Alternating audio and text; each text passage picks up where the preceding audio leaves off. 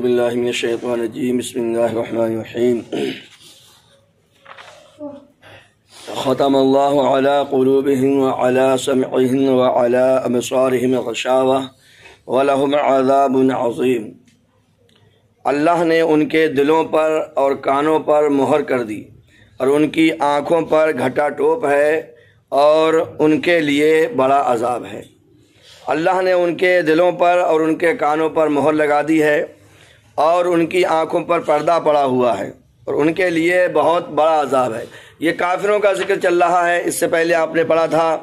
کہ بے شک وہ جن کی قسمت میں کفر ہے انہیں برابر ہے چاہے سمجھاؤ یا نہ سمجھاؤ، وہ ایمان لانے والے نہیں ہیں، اور جو ایمان لانے والے نہیں ہیں تو پھر ان کا انجام یہ ہے کہ ان کے لیے بہت دردناک عذاب ہے۔ تو ایمان ہمیں دردناک عذاب سے بچاتا ہے، دنیا اور آخرت کی ذلت و خواری سے ایمان بچاتا ہے۔ تو ایمان سنبھال کے رکھنا بہت ضروری ہے، اپنا ایمان ہو یا اپنے گھر والوں کا ایمان ہو، یہ ہمیں بچا کے رکھنا بہت ضروری ہے اور ہم پر بہت بڑا فرض ہے۔ آج طرح طرح کی دل چیرنے والی خبریں آ رہی ہیں کہ لڑکے اور لڑکیاں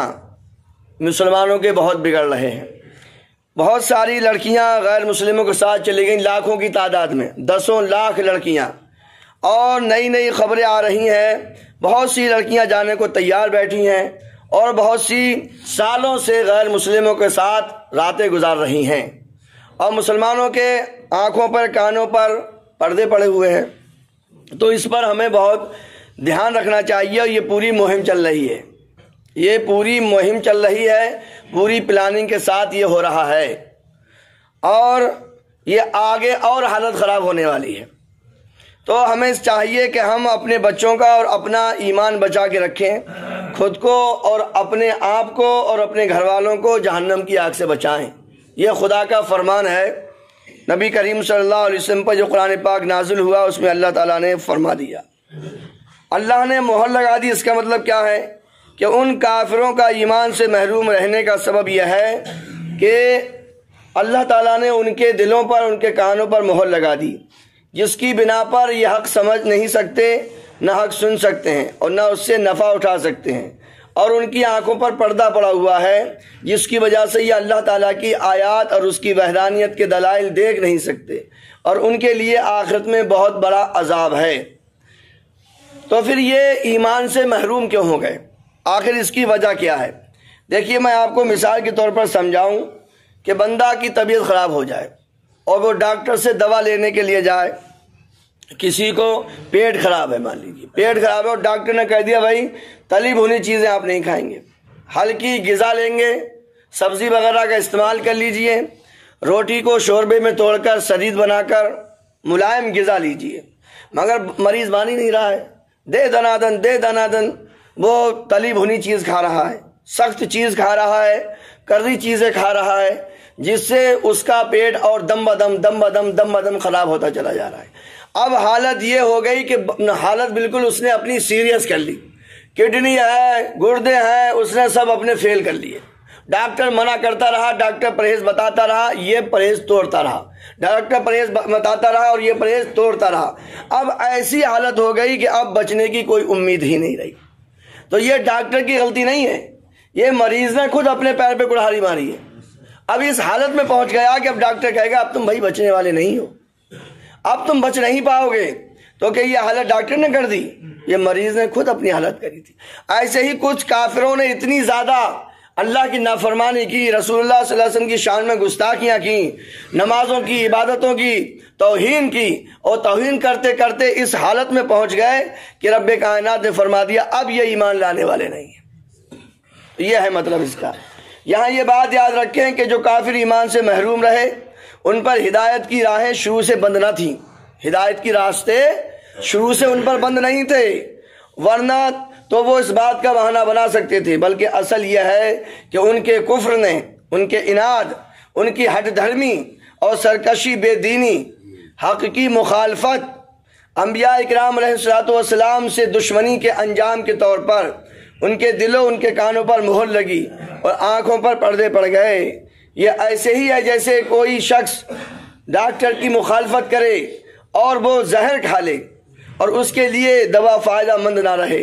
اور طبیب ڈاکٹر کہہ دے کہ اب یہ تندرست نہیں ہو سکتا، تو حقیقت میں اس حال تک پہنچانے میں اس آدمی کی اپنی کرتوتوں کا ہی ہاتھ ہے، نہ کہ ڈاکٹر کے کہنے کا۔ لہٰذا وہ خود ہی ملامت کا مستحق ہے، ڈاکٹر پر کوئی اعتراض نہیں ہوگا، اب ڈاکٹر پر کوئی کلیم نہیں ہوگا۔ تو ہمیں چاہیے میرے دوستو، ایسے ہی مسلمان جو بار بار گناہ کرتے رہتے ہیں تو یہ نہ سمجھو کہ اللہ تعالیٰ عذاب دے گا ہی نہیں، وہ ڈھیل دیتا ہے، مہلت دیتا ہے، اور پھر بھی بندہ اگر نہیں سدھرے گا تو پھر کام بہت خراب ہو جائے گا۔ بھئی ہم ایسی شکل میں نہ پہنچ جائیں کہ توبہ کی مہلت ہی نہ ملے اور دم نکل جائے۔ توبہ رب کائنات ضرور قبول کرتا ہے، بہت قبول کرتا ہے، توبہ ہمیں کرتے رہنا چاہیے، مگر کہیں ایسا نہ ہو گناہ پہ گناہ کرتے جا رہے ہیں۔ لڑکے لڑکیوں کو دیکھ رہے ہیں، چلو بھئی یہ سدھر جائیں گے، ابھی کیا ہے، ابھی تو سدھر جائیں گے، ابھی تو جاب کر رہے ہیں، ابھی تو اسکول جا رہے ہیں اور کالج جا رہے ہیں، یہ تو ایسا ہوتا ہی ہے۔ ایسا مت کیجئے، خدا کے واسطے رحم کیجئے، اس سے پہلے کہ بچے کتنے کافروں کے ساتھ چلے گئے۔ میڈیا میں خبریں گھوم جاتی ہیں ذرا سی دیر میں۔ اب تو جناب عالی، میں نے رات ایک بندے نے مجھے پوسٹ بھیجی، اس میں لکھا ہے کہ یہ لڑکیوں کے ساتھ گندے کام کر کے ویڈیو بنا رہے ہیں اور ویڈیو بنا کے ان کو اپلوڈ کر رہے ہیں، ویڈیو بنا کے ڈال رہے ہیں، ننگے فوٹو کھینچ کر ڈال رہے ہیں، تاکہ اگر وہ لڑکی واپس بھی جانا چاہے تو واپس نہ جا سکے۔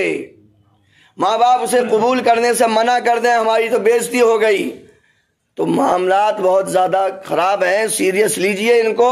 اپنے آس پڑوس پاس میں دیکھیے، یہ آگ ہمارے گھر تک پہنچ چکی ہے۔ اور دوسری بات میں آپ کو یہ بتا دوں، سوشل میڈیا کا دور ہے، ٹیکنالوجی بڑھ چکی ہے، کسی کی گردن لیتے ہیں اور کسی کا ننگا دھڑ جوڑ دیتے ہیں، پتہ ہی نہیں چلتا ہے۔ تو بھائی پہچان تو چہرے سے ہوتی ہے نا، جسم سے پہچان نہیں ہوتی ہے۔ کمپیوٹر سے ایسا فٹ کر رہے ہیں کہ بس خالی چہرہ دکھائے گا کہ کس لڑکے کا لڑکی کا ہے، باقی سر پورا دھڑ ننگا ہے، نیچے کا دھڑ کی پہچان نہیں ہوتی ہے۔ تو ایسے بہت پھنسا رہے ہیں، اور ایک بار جس کے ساتھ کوئی بچہ یا بچی پھنس گئی تو فوراً اس کا ویڈیو بنا لیتے ہیں اور اس کو دکھاتے ہیں کہ ہم تمہارا یہ ویڈیو وائرل کر دیں گے، اب تم جو ہم کہتے رہیں وہ کرتے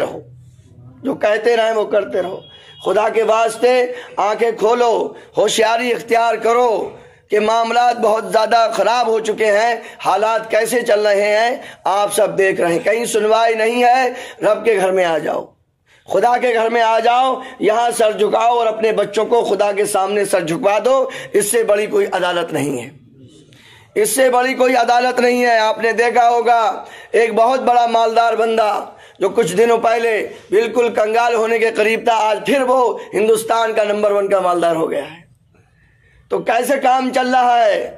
کس طرح سے کام ہو رہا ہے، یہ آپ سب دیکھ رہے ہیں، کہیں سنوائی ہونے والی نہیں ہے، کان کھول کے سن لینا۔ تمہارے بچے